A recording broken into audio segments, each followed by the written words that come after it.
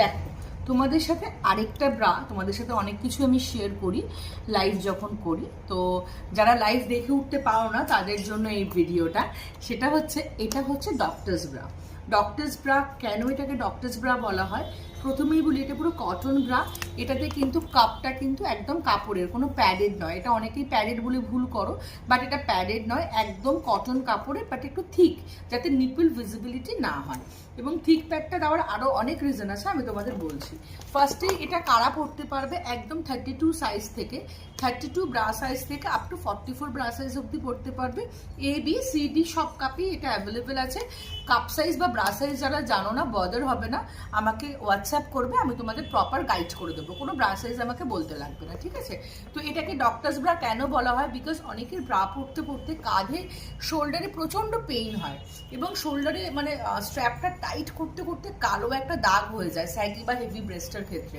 আরেকটা কি হয় না, যে মানে ব্রেস্টের ভারটা এত বেশি যে আমাদের ব্যাকে খুব পেইন হয়, স্পাইনে পেইন হয়, স্পন্ডাইলিসিসের পেইন হয়। এই প্রবলেমগুলো আমাদের দিনকে দিন হতেই থাকে। তো এই জন্য এই ডক্টরস ব্রা, যাদের ব্যাক পেইন আছে ব্রা পরার জন্য, কাঁধে ব্যথা করে, তারা এটা নেবে। এবার এটার ফিচার্সগুলো একটু বলি। প্রথমেই বলি, এটা যে সাইডটা আছে, দেখো সাইড কভারেজটা হচ্ছে, দেখো 4 finger, rest of the place 3 finger. দেখো এখানে তোমরা কিন্তু একটা 7 ফিঙ্গারে অলমোস্ট 1 ফিঙ্গার, আর another rest of the place is 1 finger. 2 ফিঙ্গারের একটা, যদি লম্বা করে ফিঙ্গারটা ধরি, 2 ফিঙ্গারের একটা সাপোর্ট পাচ্ছ। এবং এই সাইডে একটা কটন ওয়্যার আছে। এই কটন ওয়্যারটা কি করে, ব্রেস্টটাকে আন্ডারআর্মসের সাইড থেকে ভেতরের দিকে পুশ করে, যেন বাসটা ছড়িয়ে আন্ডারআর্মসের সাইডে না আসতে পারে।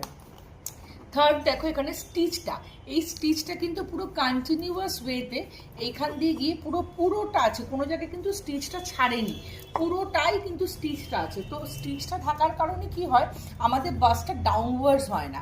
তো যারা পুশ আপ করতে পারো না বা ওয়েট দেওয়া ব্রা পড়তে পারো না, তাদের জন্য এটা ভীষণ ভালো। বিকজ এই স্টিচটা কি করছে, তোমার বাসটাকে নিচ থেকে আপলিফট করে রাখছে। এবং ফোর্থ হচ্ছে এই কাপটা। এই কাপটা যেহেতু একটু থিক, তো নরম কাপ হলে কি হয়, যেহেতু আমাদের বাসটা খুব সফট হয়, তো একটা নরম ব্যাপার থাকে। সেই নরম ব্যাপারটাকে হাইট করার জন্য, বাসটাকে শেপ আপ করার জন্য, এবং নিপল ভিজিবল যাতে না হয় তার জন্য কিন্তু এই প্যাডটা দেওয়া, কাপড়টা দেওয়া থাকে। এই কাপড়টা একটু থিক, যাতে যাদের নিপল ভিজিবিলিটির প্রবলেম আছে তাদের জন্য এটা খুব ভালো। এবং ফিফথ হচ্ছে, কাপের সাথে শোল্ডারটা দেখো কন্টিনিউয়াস ওয়েতে গেছে। ইন জেনারেলি কি হয়, কাপের সাথে শোল্ডারের মাঝখানে এখানে একটা অ্যাটাচমেন্ট থাকে। এবার এই অ্যাটাচমেন্টটা যখন থাকে, আমরা বারবার এরকম ধরে ধরে, কাঁচটাকে ধরে ধরে আমরা বাসটাকে আপলিফট করতে থাকি। বাট এক্ষেত্রে যেহেতু কাপের সাথে